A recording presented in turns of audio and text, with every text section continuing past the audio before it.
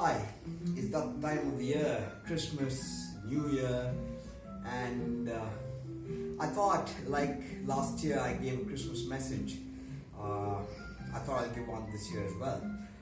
My name is Yogie Chandra Tatvaraj. I'm an author, a singer-songwriter, a poet, and I'm quite a Hyderabadi biryani, and I'm from Hyderabad. I do everything artistically, and when people ask me what I do, I just say I'm a kalakar. It best sums me up. But anyway, nobody really knows when Jesus was born. Their scholars say he was born 3rd, 4th BC, and there are different dates given by different scholars. So Christmas is really a spirit. 25th December was an old Roman festival. I don't know if it's a harvest festival. I don't think it can be a harvest festival. It was some festival. It was picked up as a day to recognize Jesus' birth. But really nobody knows when Jesus was born. Christmas is really a spirit to celebrate Christ. Now, my understanding and my views have been often met with a lot of controversy. But after my study, and I'm a student of Indian philosophy, and Jesus was the first Advaitin to look at it from Hindu philosophy. Hindu philosophy, Advaita is non-duality, that everything is one.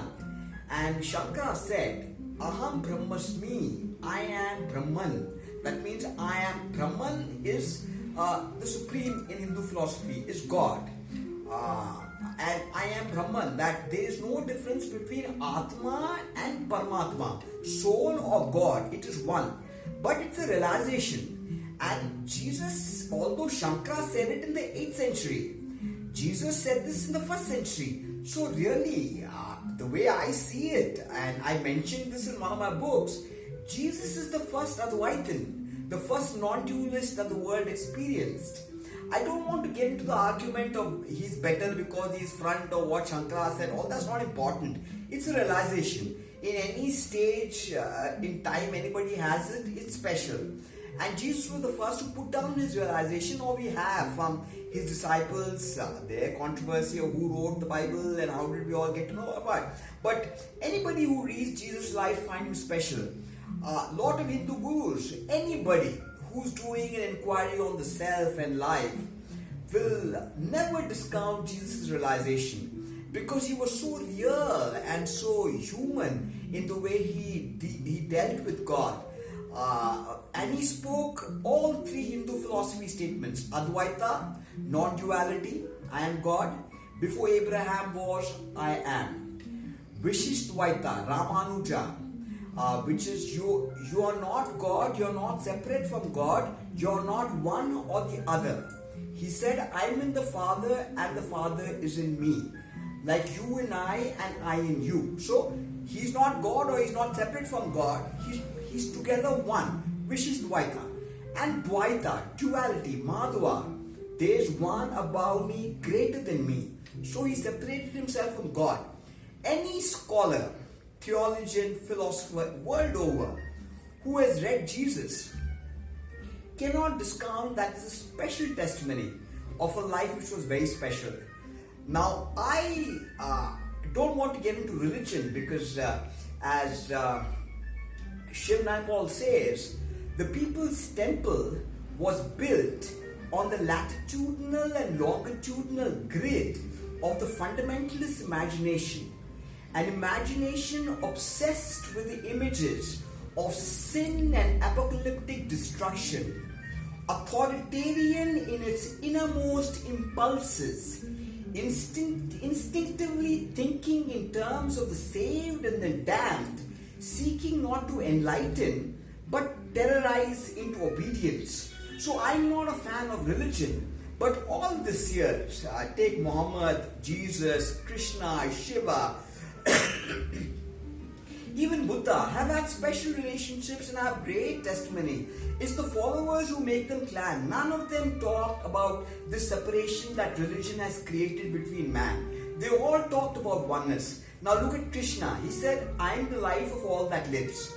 So by Krishna, everybody's Krishna.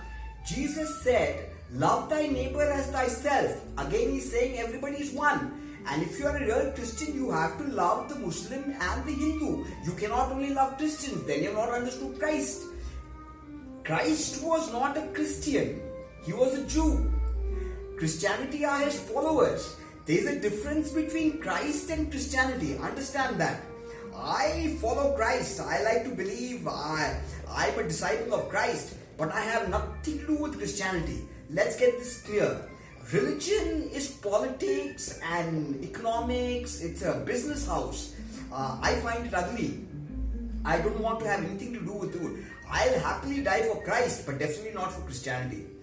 Anyway, and Muhammad talked about brotherhood. So everybody talked about a oneness of humanity. In my new book, I just commented, for centuries people have been talking God is one. Actually, it would be better if they say humanity and mankind is one. Existence is one. There are 1,000 gods with different interpretations. That should really address people better to realize the oneness that all of them spoke about.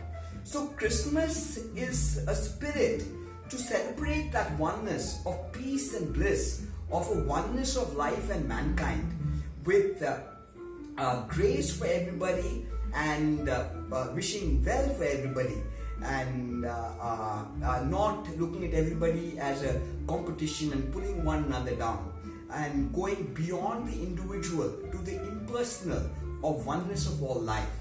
So this Christmas 2024, I'd like to wish you all a very special season. 25th December is not important at all. It's just a date.